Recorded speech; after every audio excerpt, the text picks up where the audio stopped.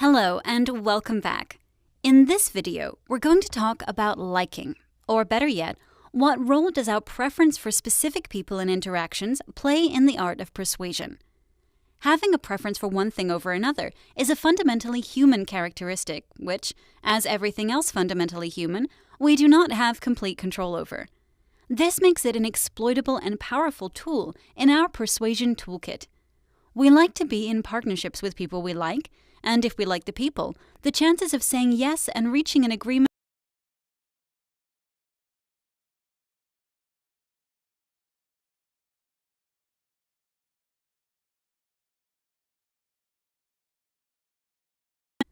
Of course, being similar with somebody does not mean acting like fraternal twins, and certainly does not entail the need for you to fabricate an entirely new persona that matches the other person. In fact, people are pretty good at noticing false similarities. What they appreciate, however, is genuine interest in an aspect or two of the things they enjoy. With the wide availability and reach of social media, information is accessible enough for you to get a general idea of where the commonalities with a given person begin and where they end. Do you have similar beliefs or backgrounds? Did you grow up in the same town? What is their favorite football team or movie director? Any of these can be a great base for building rapport and effectively ensuring smooth negotiations.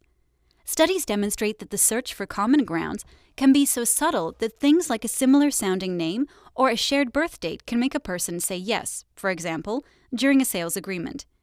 Even being from the same sex or age can have a positive effect on the interaction. Okay, but what are you supposed to do if there just isn't anything similar between you and the other person? There is no business situation in which it is feasible for you to simply go, "Oh well," shake hands with them and leave. What you can do instead, however, is try to bring about the chameleon effect.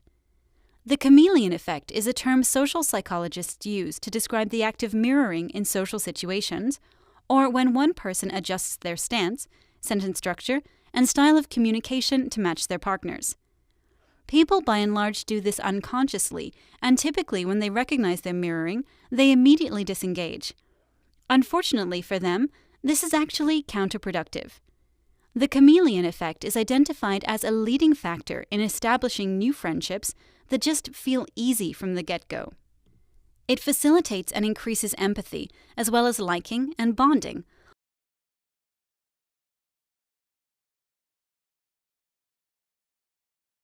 Attempting to mirror your partner's body language is not a behavior you need to rectify.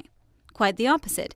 It's something you can actively strive for in order to increase the perception of similarity between the two of you and to reach an agreeable arrangement. There is a study that illustrates, in concrete terms, how invaluable the initial building of rapport is before commencing negotiations. Students doing MBA courses in 2 different universities were asked to set up online negotiations and were split into groups. One group was instructed that time is of the essence and the negotiation should be complete as soon as possible. Another group was given a different task. They were advised to first exchange a couple of personal emails with their assigned partner and try to get to know them a little bit, and only then proceed to negotiating. Now, the results speak for themselves.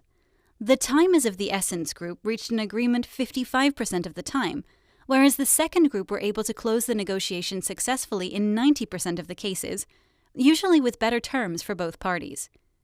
Finally, this example brings us to one final point regarding online communication, be it with a same-level colleague or a cross-continent brand manager. Written text has an insidious quality to it because it fails to transmit any of the non-verbal cues on which we base a large part of our assessment of the other person. And this should not be overlooked, especially when entering a new relationship with the hopes of a profitable exit. It is crucial that you attempt to convey as clearly as possible the tone of the conversation, perhaps with an emoji or a less rigid elaboration on a point. In the end, it's up to you, but there is no shame in humanizing yourself. As the saying goes, even though you are communicating through a computer, you do not need to sound like one. And don't forget, like we mentioned a minute ago, e-schmoozing during e-negotiations is not a bad thing. It is almost a necessity, and if carried out with a cooperative other side, it can lead to excellent outcomes. Does all that make sense? Awesome.